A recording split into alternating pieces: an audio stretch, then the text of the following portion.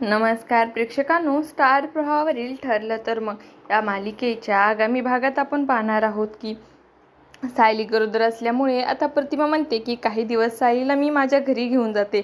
मधुभाऊ असते तर तिला आश्रमात घेऊन गेले असते, पण आम्ही सायलीला आमची मुलगी मानली, त्यामुळे आम्ही तिला माहेरी घेऊन जाऊ. तर कल्पना हा निर्णय पडतो आणि सायली म्हणते की तू तिथे जाऊन राहा. तर सायलीला म्हणते की मला खूप छान वाटेल प्रतिमा त्या तुमच्या घरी येऊन राहायला.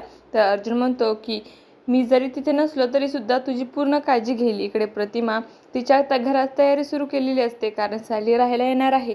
माझ्या सख्ख्या मुलीला मी जे प्रेम दिलं असतं ना, तेच मी माझ्या सायलीला देणार आहे.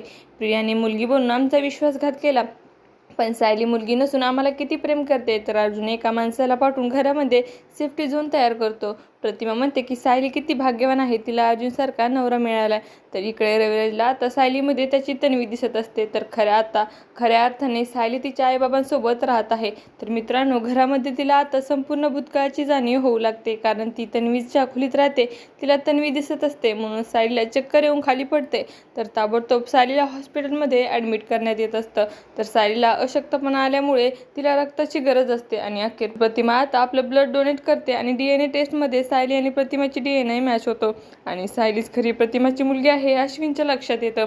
असं काही आपल्याला या भागात पाहायला मिळणार आहे. तुम्हाला जर आपला व्हिडिओ आवडला असेल तर चॅनलला लाईक, शेअर आणि सबस्क्राईब करायला विसरू नका. धन्यवाद.